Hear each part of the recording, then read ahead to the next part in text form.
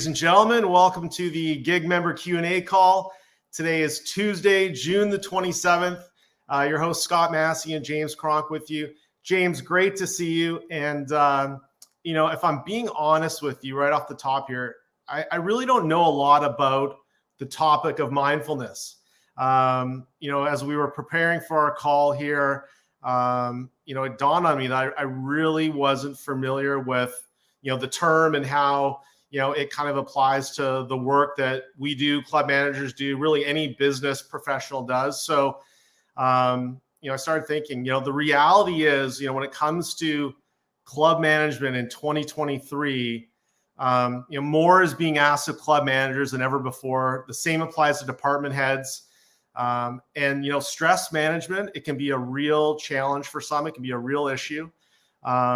Transitions, whether those are, in your career, in your personal life, transitions can be very, very overwhelming.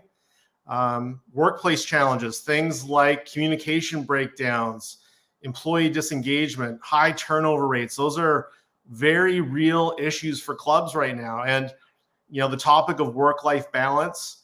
I think one of our gurus at a past, maybe it was a podcast or Q&A call, said work-life balance, what's that? But, honestly, it is something to strive for. If we can have that balance, if we can, find a way to disconnect and recharge, it's just going to make us that much better in our jobs. And so, for me, these are all real things that many of us are dealing with right now. And the good news is that our guest today, has helped many club managers over the years with these things.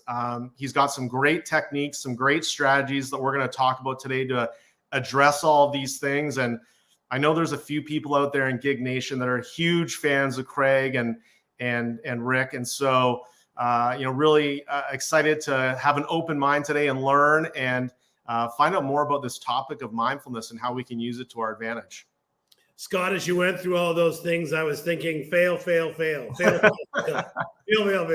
Yeah, me too. Because you're right. It is a challenge. And, in addition to Golf Industry Guru, you and I are actively involved in managing clubs and managing people. And like you said, it's that ground base that you need, that strength that's going to help us deal with all those types of things you talked about. So, no, I'm thrilled. Great to see you, Scott. I'm here in Gig Nation. The sun is headquarters. The sun is shining through. I've got my annual summer cold just leaving me now. Okay. So my voice has got that wonderful radio rasp to it. So yeah. I end up coughing a little bit today. I apologize in advance. And I'm with you. I am so excited to have Craig. I have been reading and listening to Craig and Rick of Mindful You for many years now. And let's not delay any longer. So our guest today, Mr. Craig Marshall from Mindful You, the 35-year monk turned guru turned author, coach, speaker, a busy man. Craig, we're so thankful for you to join us today here on the Gig Live Q&A call, and welcome to our show. Well, thanks, guys. You advertise this as a Q&A, and I think underneath all the questions that come up regularly, underneath all of that is a primary question for most all of us these days, and that is, how can I keep myself from going crazy? and here's a bifurcation in the answer to that question. When I'm in my ego, I blame circumstances, right? So I can talk about my board. I can talk about some entitled member. I can talk about my kids that are driving me crazy. I could talk to you about the economy or politics or the world at large. I could talk about all of that stuff. But basically, I truly believe, I think my only claim to fame, guys, is that I am sincere enough to take more and more personal responsibility as I go through life. And I realize that I'm the one who's driving me crazy, and it's always been me. So when I can reframe things, and own things, there's a lot of progress to be had, because I believe that everything's happening for a reason. I don't believe I'm a victim. I don't believe what the hell's going on and why is all this everything. I believe there's a purpose behind it all. And I read a book back in the day in 1970, the year I became a monk. And it was by a futurist named Alvin Toffler. And the book was called Future Shock. Check it out, because what he was doing was predicting what was going to be happening 50 years out. Well, that's today. And his basic premise was, we're going to have to learn so much so fast that we can't keep up with it. And now that artificial intelligence is coming down the pike, I mean, we're all like, what the heck does this mean? You know, and we don't know nothing. And so my favorite quote from that book was this. He said, the illiterate of the 21st century will not be those who cannot read or write, but those who cannot do three things: learn, unlearn, and relearn. And so the ego, of course, wants no part of learning or unlearning. But my higher self goes, cool, man, this is time for a makeover. This is time for a reset. You know, it's like a midlife crisis. They used to call it a midlife crisis. And I've been through it.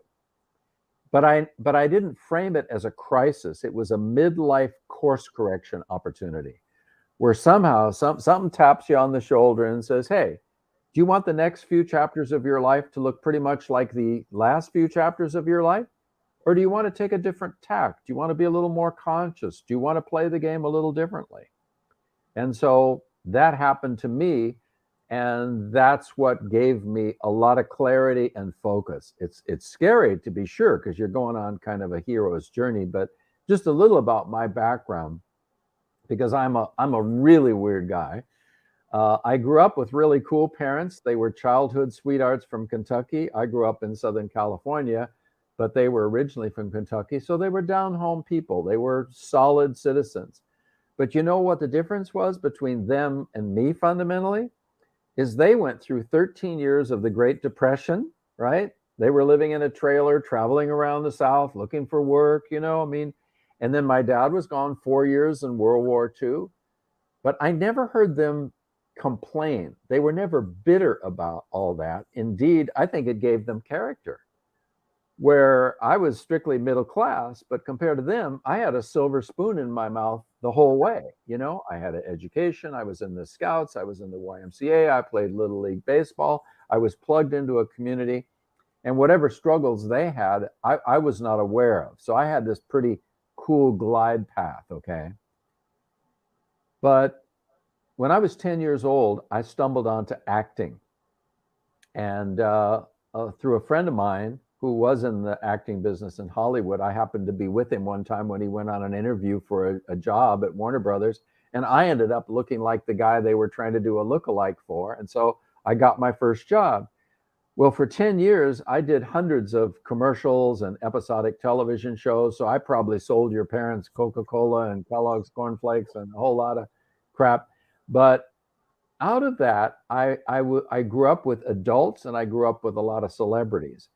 And it kind of spooked me because I'd never been around such insecurity and such neurotic people. You know, it's like, what the heck is with all that? Everybody's beating their own drum, you know, there's a lot of craziness.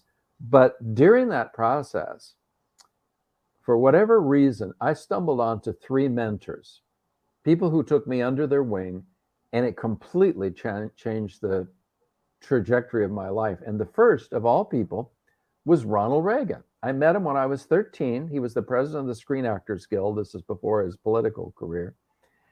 And he was one of the nicest people I ever met. And so I got to know his family, and I don't know what it was, but we had a connection. And the second was Donna Reed. You remember her from It's a Wonderful Life, and she had her own television show. And the third was Shirley Temple. We did a lot of work together on some live TV shows, and she became a kind of a surrogate mom to me for a while. So what I got in my little head is the value of being around older and wiser people. Well, I was in the Army during Vietnam, and I graduated from USC Film School, and I'm ready to launch out on a career and get married and do all the traditional stuff. But I realized I don't have enough knowledge. I'm pretty whacked out here, and this was hippie time, so I'm looking for truth in a lot of crazy places. And so I stumbled onto Eastern philosophy. I was very interested. I thought maybe meditation would help me. I needed some grounding, right? Because I was superficial and restless. And sort of cheap thinking and didn't have a vision.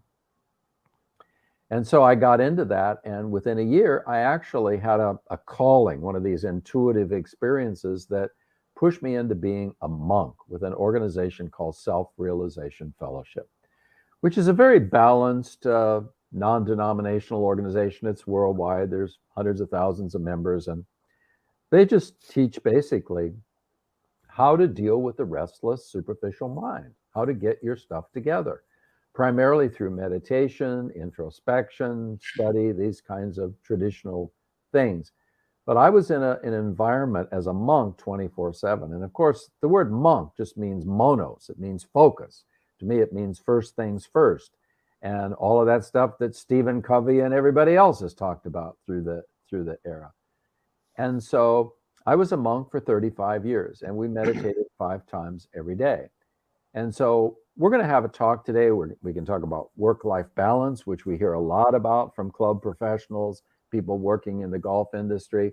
And again, unresolved issues at home and at work because of the wobble in the force we all are under. And things like communication tools, stress reduction. We talk about these things via online classes every single day of the week. And just yesterday, I was in Las Vegas shooting some videos for the Boardroom Institute. And if those of you know the Boardroom Magazine and John Fernaro, the publisher, he's put together a group of influencers to get some online influence together. And it's in a particular video format, which is put together by a guy named Brad Lea, who these videos are instructional, but they have little quizzes built into them. So it's not just education, it's real training where there's feedback, where it's interactive, where you get quizzed on it, where you really have to learn this stuff. So there's an accountability function. It's not just blah, blah, blah, and you walk away. And I think we all need that kind of thing. So he brought me in as a mindfulness expert, John did. So I'm talking to all these influencers, people from KKW and the McMahon Institute and all these high-level GMs and everything. And we're talking about the conversation reduced down to the concept of ego. Because ego resists learning. You know, ego wants to do the same old thing in the same old way. That's called habit. But if you do the same old thing in the same old way, hoping for different results, that's called insanity, right? And I think that's what we do, is we are kind of lazy. We want to do the minimum. We don't want to really lean in and learn and unlearn. And so our lives become habitual. And I think that's what's happening to the whole wide world these days, is our whole belief system, which the smart people believe started actually with the Dutch back in about the year 1600. And that's where our values about money and trade and banking and relationships and home building and this whole thing started. And New Amsterdam was the first title of New York for many years, right? So this Dutch mentality about business life is very underneath our American persona. But I think it's run its course. And now we're moving into a new era. And that's what Alvin Toffler was talking about. We got to reinvent ourselves as a nation, as a world, and most importantly, as individuals. Me doing me. It's like a midlife thing. And I don't know about you, but I'm ready for this. I'm tired of me. I'm bored of me. It's like, I never go back. I don't, when I think of myself even a year ago, it's like, who the hell was that guy, man? You know, it's like, because my learning curve is so steep. So that's why I'm so excited. And wherever I go, I'm always the oldest guy in the room. And we do on-site training workshops at different clubs around the country all the time. We do a lot of online training at Mindful U. And our content is like right down the barrel. And yet the ego is always going to resist it. Oh, we don't have time for this training. Oh, we don't have the budget for this. It's like, okay. Stick with doing the same old thing in the same old way and watch what happens.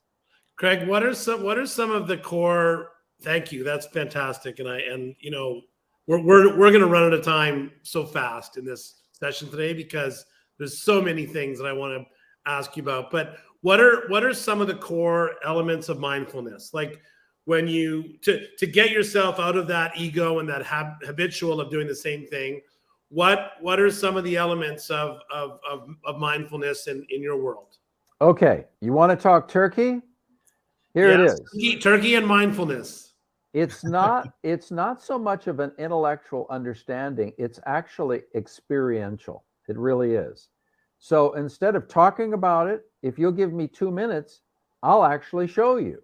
But Please. but you have to participate in this. You know, everybody Okay. on this call right here, right now, let's do a little exercise together. Let's do a mini meditation. We do these in every single class we do. Okay. So let me talk you through this.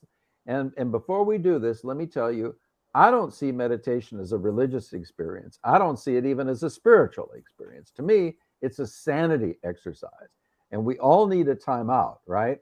When we see ourselves going down a negative road, before we build up momentum, that's the time to call time out and do a mini meditation. I'm talking 2 minutes here. Okay, so if you're ready for this, here's some rules of the road. This is a science that's been practiced for thousands of years. This is not Eastern teachings or Western North or South. Okay, this is a facts of life lecture. Okay, so the first thing is the posture. So first of all, let's sit up straight with our back away from the back of the chair, okay? A freestanding spine is absolutely necessary.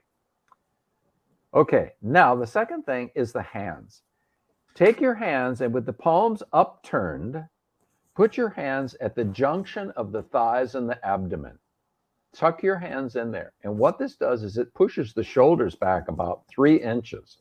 It feels a little uncomfortable in the beginning, but this will keep your spine straight and it will also enlarge your lung capacity. And you need a lot of oxygen, otherwise it's going to be sleepy time, okay? So straight spine, hands at the junction of the thighs and the abdomen with the palms upturned. Close your eyelids, but raise your eyes a little bit and focus them at the point between the eyebrows without strain. So uplift the eyes just a little bit. And with your eyes uplifted, you cannot go to sleep. So that's the position of the body. And the last thing with the body is let's make a mental resolve not to move a muscle for just these 2 minutes, okay? If you feel an itch, don't scratch it. It'll go away. This is the discipline. So if you have a straight spine, the eyes are uplifted, and you don't move a muscle, you've pretty much overcome the body. And now we can go on to controlling the restless monkey mind. But for thousands of years, all indigenous cultures have discovered that most times the mind cannot control the mind. It's a pretty humbling thought. So the secret has to do with the breath. That's the magic word.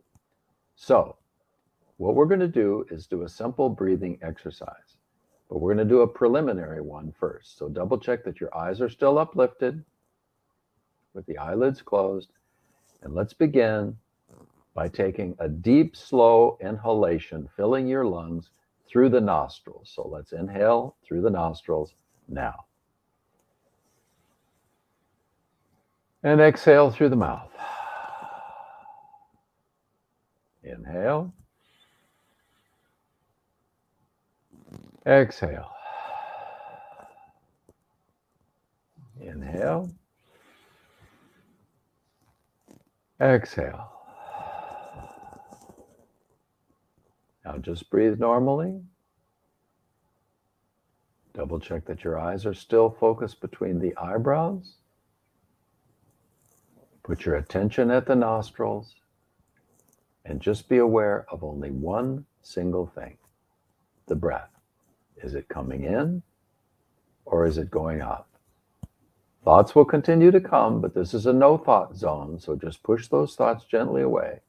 Go back to focusing on the incoming and outflowing breath.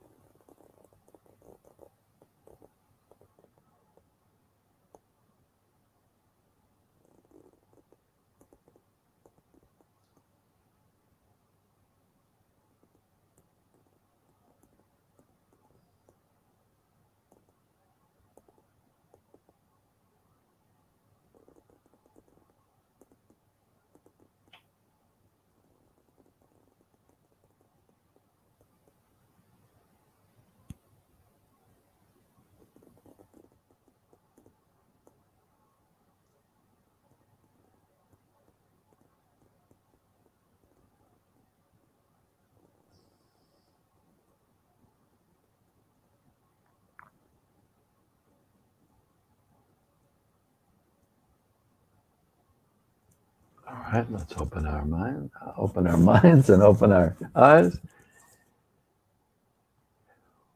When we were doing one of these meditations once in a class, a general manager, his name is Desi Spey,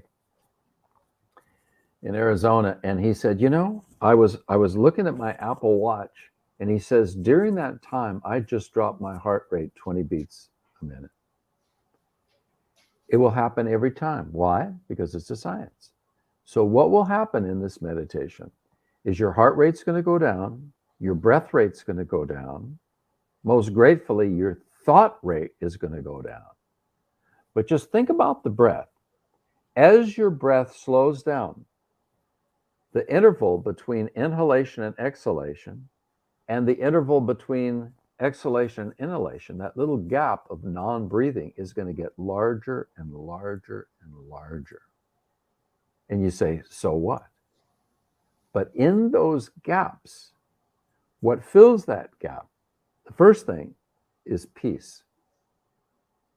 It talks about it in the Bible. It says that peace which surpasseth all understanding. Doesn't that sound good? Isn't that what we need as an antidote? When we want to relax, do we need a beer to flip on some media, or do we need peace? That's what our higher self wants. And it doesn't end with peace. It starts with peace. The next thing that comes is your intuition comes in. These ahas. You start seeing a bigger picture. You start hearing not only what people are saying on a deeper level, you hear what they're not saying. You're able to deal with your kids on a completely different level because you're cool, you're calm. Because think about it, it's leaked into our vocabulary completely. When we are hot under the collar, when we are frazzled, when we are fried, when somebody is burned out, all of those metaphors have to do with heat. Where we want to be cool. And even scientifically, for at least 40 years now, they've known that every single chronic disease starts in a state of what? Inflammation. Heat. And this heat starts in the mind with this unresolved issues, with this monkey mind, 1,000 thoughts an hour. That's what neuroscience says we think. Can you imagine that? 1,000 thoughts an hour. That's a thought every 2 2/3 seconds. I don't think that's sustainable. I think that's cutting years off of our lives. Yeah. I think it's nuts. But yet it's normal, but that doesn't make it natural. And so how can I slow down, cool down so that I can think on a deeper level, so my emotions don't string me out, so that I don't just react like a frog leg with an electrode attached to it and I just twitch when somebody touches one of my triggers? We were giving a talk at the Troon conference out in Scottsdale. And so here's all these golfers, all these gyms and everything. And we had the last class in the day, and they're on their way to an open bar and a big barbecue. I thought, hey, man, they're going to be yawning through mindfulness. They're going to be like you, Scott. What the hell is this all about?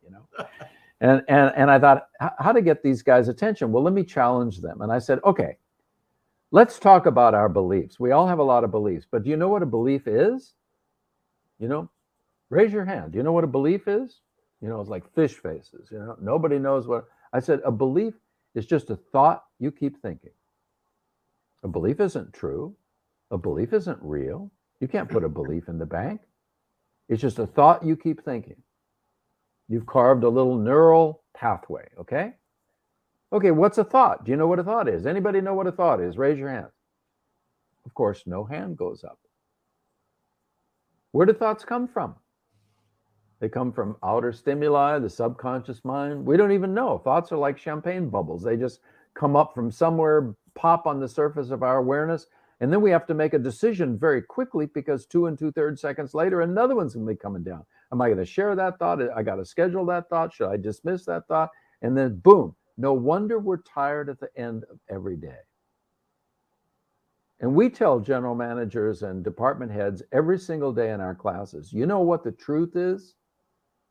This sounds like from some yogic high ground, but it's not.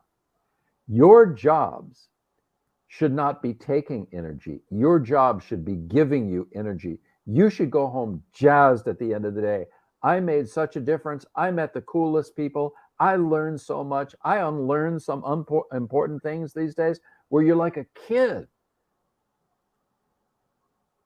But if it's, oh my God, it's Monday and thank God it's Friday and you can't wait to get to happy hour, there's something wrong with this picture. This is fundamental. Craig, what are some tools like? So, first of all, we did I'm going to take a snippet of that recording, the view for that 2 minutes, and I'm going to put it on my alarm clock every morning, and I'm going to start my day with that because you're so soothing with that voice, for goodness sakes. I can just imagine being in one of your sessions when you're doing that for a longer period of time. But with mindfulness and with your, these philosophies, how does that manager make that transition and organize their thoughts and try to kind of apply these things in their day-to-day? Yeah, I get it. How do you make the switch? I get it. Great question. Well, in general, it takes three things. One is education. You have to learn more about what's really going down, right? Then you have to learn how to apply what you're learning, but even that's not enough. And the third thing is ongoing support. You need a community, you need accountability, you need practice and repetition, all of these things, because you're carving new neural beliefs and thoughts, right? You're changing your view of your whole damn self, James. It's unbelievable because most of us identify with our ego. So when we have classes, we have about 26 mainline classes. I can read to you some of the topics. How to enhance your personal and professional value, the mind-body connection, becoming a leader at work and at home, meeting with your mindful buddy, that's having a wing person, energy and magnetism, how to take more personal responsibility, aligning with purpose, mission, and vision, stress reduction, work-life balance, mindfulness and meditation, empathy in the workplace, core communication skills. And let's just stop there. Communication. You're in the service business, so you're communicating all the time. But of course, the most important communication is between your ego and your higher self. You doing you communicating with your higher self. So you're coming from that inspiration. You're coming from that cool, calm center. You're coming from your creativity. But even outbound in dealing with other people, we break communication down into three primary subjects, none of which they taught us in school, tragically. Number one, listening. That is a master skill that most people don't know nothing about. The second is questioning. And the third is storytelling. Now, if you could teach your kids or your people you're coaching with golf these three things, you would be giving them probably the three greatest gifts you could give.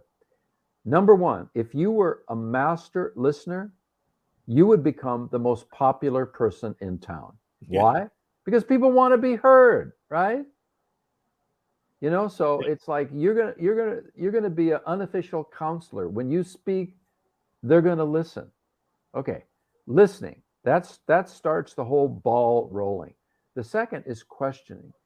The purpose of questioning is to take conversations to a deeper level. So if you became a master questioner, you would have the most profound relationships. People would want to talk to you about really meaningful stuff. Even though you're a golf pro, they'd want to say, hey, I got this problem with my teenage kid, how can we get them into the program? Or, could you help me or something like that? They would question you because they would see you as a wise person, a mature person coming from their higher self. And storytelling, that's just how we're programmed to learn. That's why we like movies and TV. They're stories. What we don't like is advice, to be told what to do. Here's how to do it. And certainly in golf, it's a great example, right? There's no way around the proper grip. There's no way around the proper stance, right? There's just no way around those things. Then you get into the swing. But anybody can learn those. And everybody kind of learns those to a significant degree. But that doesn't make them good golfers, right? If they can't visualize, especially at a high level, their swing, the ball meeting, the club meeting the ball, the direction, the whole thing. If they're thinking, don't go in the water, don't go in the water, and it's like, it's repetition. A lot of us can hit a lot of great shots. Can we do it consistently? Hell no. That's the whole humbling thing of golf, right? Golf is very zen. Golf is it's a total mind game. This mindfulness author, Deepak Chopra, you ever heard of him or read his books through the years? He's been on the Time magazine cover again and again. He wrote a book on golf, and one of my brother monks, this is back in the day, happened to play golf with him. And I said, how's his golf game? And he just said, well, he needs to write another book or two. Because anybody can dispense advice, right? But it's experiential. So we teach people journaling skills. We teach them how to deal with difficult people. But in a nutshell, at the middle of the mind map, I think it's really about ego management, my own and other people. Because that's what you're cutting through, is your own ego and other people's ego, so we can build a really meaningful relationship where we can learn and grow together, where we can respect each other, where we can be creative together, where we can become a team. And that magnetism is infectious. It just spreads out. So it's really pretty exciting when you get on that level. So I'm, managing a club, let's just hypothetical. And I've got 9 people that think they know how better to cut grass and make French fries than I do, professional. And my ego is bruised and frustrated, and I'm, tired of dealing with idiots. And so what are some techniques that I should be applying to myself to get to that higher self? How do I get out of my ego? How do I move? And whether, I've lost a job, I'm transitioning, I'm feeling beat up in the club management world or in the service world because it's a challenging time right now with all kinds of factors. How do I get to that higher level and just, kumbaya, as opposed to kicking the cat every time I get home? I think there is a science to it. There is a practice to it. And the first step, though, is awareness, and I think there's a lot of people, Covey's 4 quadrants, of how you spend your time, right? And the upper left is quadrant 1, where things are both important and urgent. Most GMs are stuck in quadrant 1, right? And so they're Action Jackson. They got a to-do list. They got a calendar. And every time you talk to them, how you doing? Oh man, I'm so busy, and even when they're not in season, everything, they're so busy with some capital project or something. They're just overwhelmed in quadrant 1. Well, what you're talking about, James, is in quadrant 2, which is the most interesting quadrant, because the things in there are maybe as important as what's in quadrant 1, but they're not as urgent. So the ego puts them off. I don't know about you, James, but I'm going to lose 5 pounds, not today. Right? And it's like the Spanish word mañana doesn't mean tomorrow. It means not today, right? So I can have the good intentions lead to hell, right? Because your worst enemy and my worst enemy, James, is our good intentions. Can you hear that? Oh, 100%. Because we all have great intentions. We're not evil people. We're not negative people, but yet there's a difference between a circle doing the same old thing in the same old way that we were talking about, and a spiral, because a spiral means every iteration of the circle is on a higher level because I've learned something and I've unlearned something. So that's back to goal setting.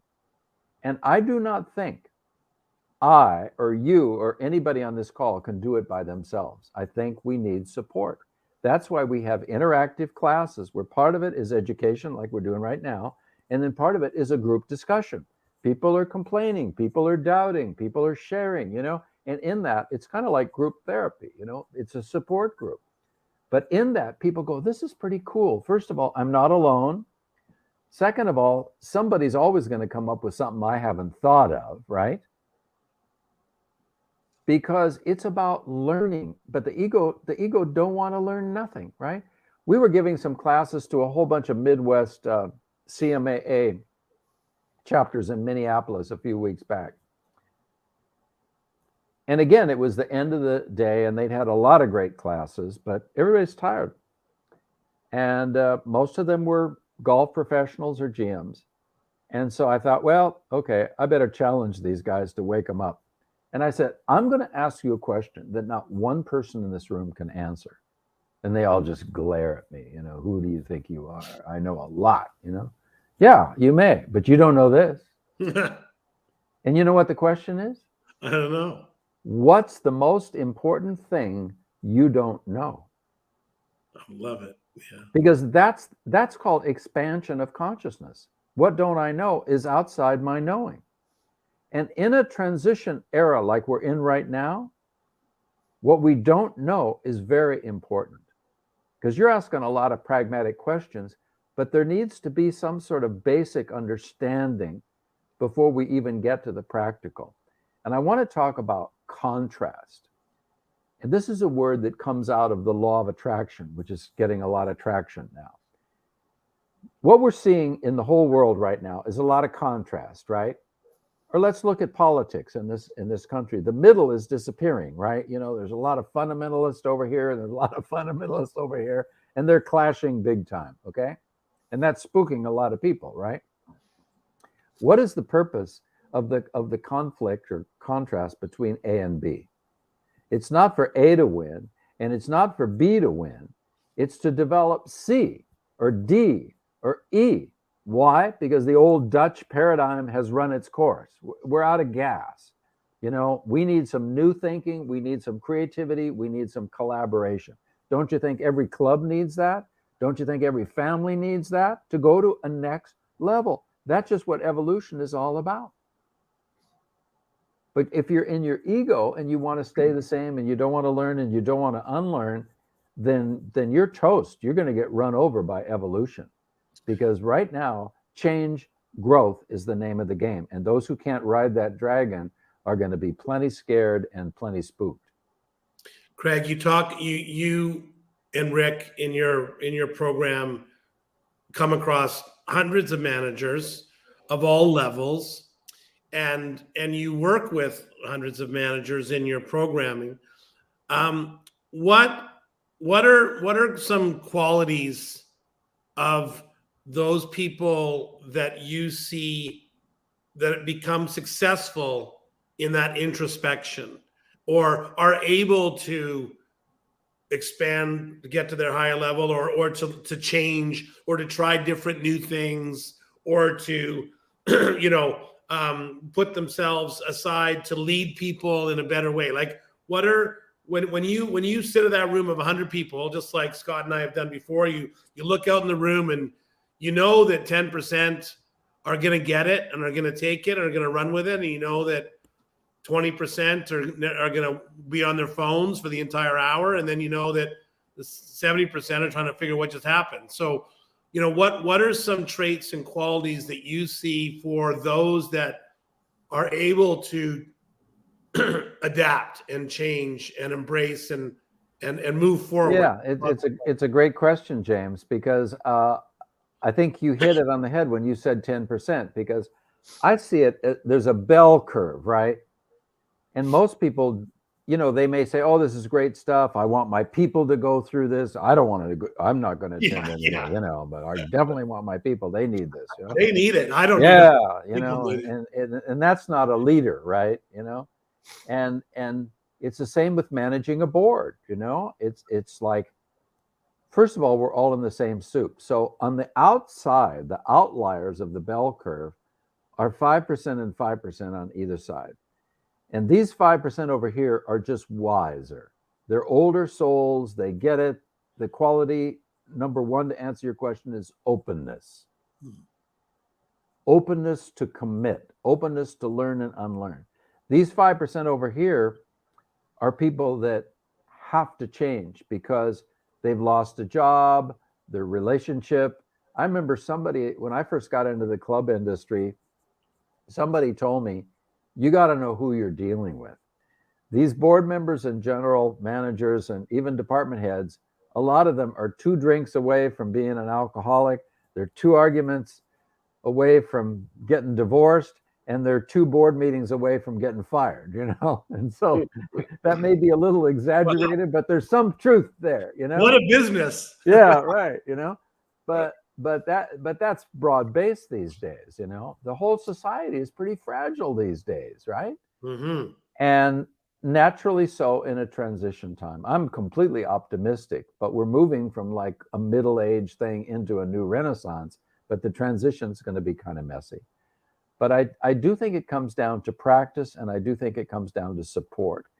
And also, without sounding a little salesish, I do believe in coaching. I believe in the one-on-one thing, because we can talk about generic principles and general things here, but until you specify it, specifics, that's a key, with what people are really dealing with, And if I sat down with you, James, and I picked your brain, I said, okay, what are your pain points? You seem like a very open guy to me, James. You're a great communicator, but it sounds like you have been willing, for whatever reason, I don't know, but you've put the bit between your own teeth of your life, not just your professional life, but your personal life, of taking next steps, of learning. I don't think you'd be doing what you're doing if you didn't want to help other people and help yourself take next steps, right? And so it's the same thing with Scott. There's a sincerity there, but most people are in denial, and that's the middle of that bell curve. You can't help people. I'm okay, you're okay, everything's okay. And they just want to hang on to their job for another 2 years because they're afraid. But that's not a long-term or a sustainable strategy. Where I would say about 1 out of 10 general managers manage their board. The rest are managed by their boards.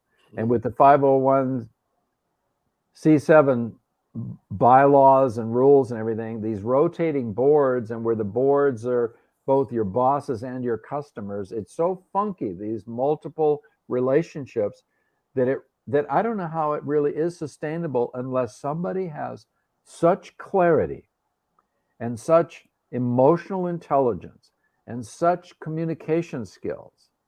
And to throw out one example is a guy like Jeff McFadden at the Union Club in Philadelphia.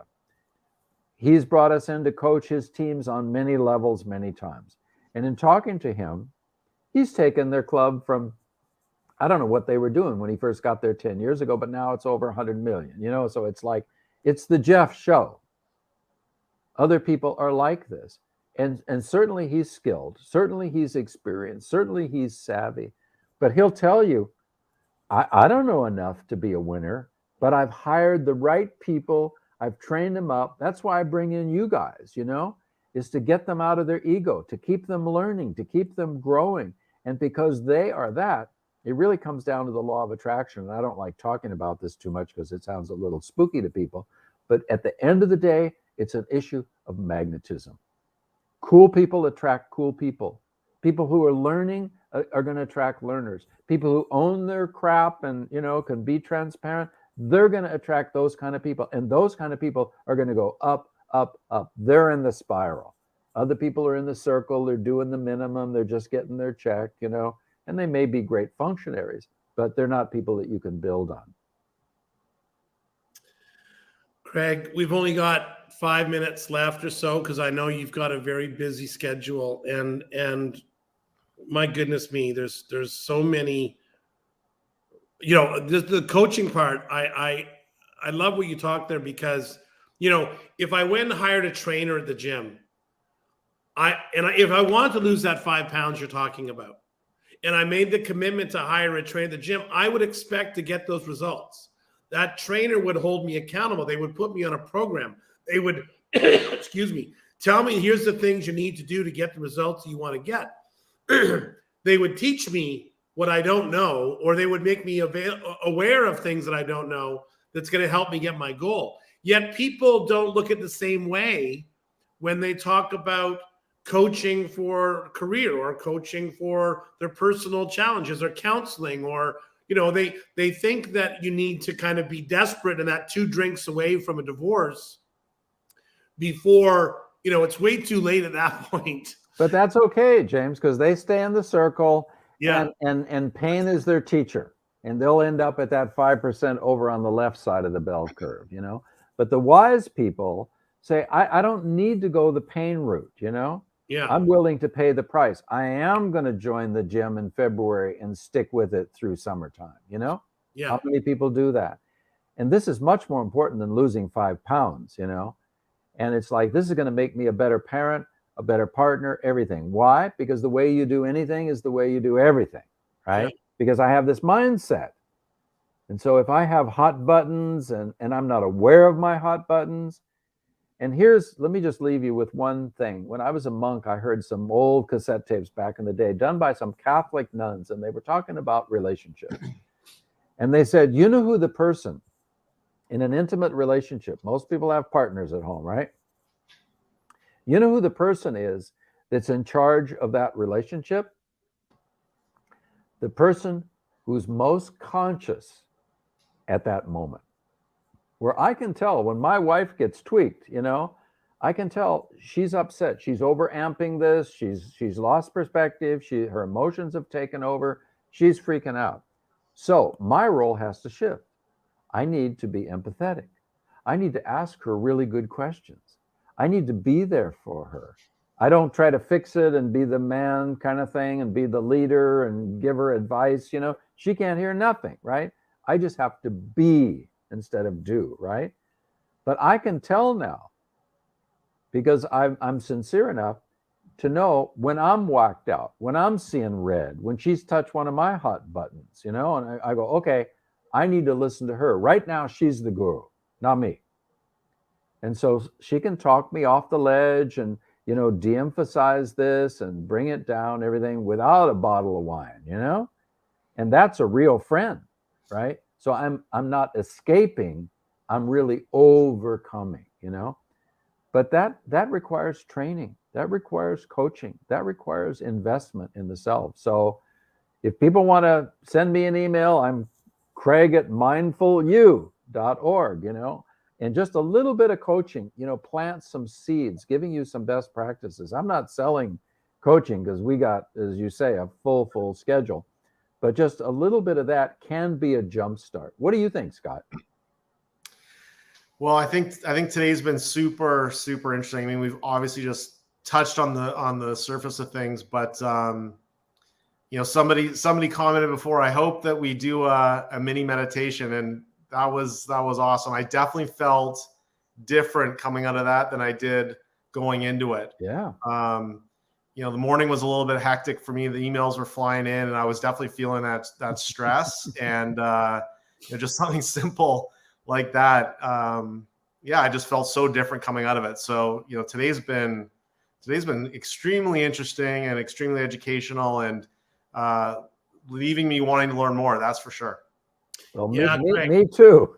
Yeah. Yeah, you know, Craig, so thank you so much. You know, what it made me think about, and Scott, you know, with Golf Industry Guru and with so much of the stuff that we do, it's about education and training and managing people. And, you know, you talk, we have templates and we have checklists and we have videos and we have all kinds of stuff, but none of that stuff is going to have the impact if you don't bring it from the right place, if you're not grounded, if you're not, like you said, if you're not open and willing, and if you don't create a work environment where your team is open and caring and passionate about getting better, none of that stuff, you know, it's not going to help.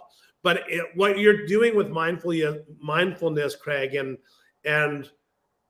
the introspection from individuals to make ourselves better managers so that we can do all those other things, manage boards, manage people, achieve goals, do the work, find balance. You know, you've got to come from a place of strength. And I think it starts with me managing me. Yeah. And that's what I love about what it is that you guys do is that you build that strength from an inner strength that is needed to manage this crazy business that we're all in. So thank you so much for that, Craig. You know, our listeners, you know how to reach Mindful You with Craig and Rick. Craig gave you his email. There's many programs. I know many people that are actively either have been graduates of your programs or involved in your programs, and they rave about it. They rave about the benefits of it. And we're not Well, we are selling. I am selling because I think it's a value. Look, you have to benefit when other people are putting their stuff out there. And so it's a good thing to pitch. And I recommend everybody visits Mindful You, even just your resources and some of your great stuff. So Craig, thanks for carving some time out of, I know it's a very busy schedule. We will definitely invite you and hope you will be able to find some time to come on in the future, because there's 9 questions I think we didn't get to. Okay, well, I believe the cool people got to stick together. So I'm with you guys, anytime. Awesome. So thanks for having me, and we'll do this again.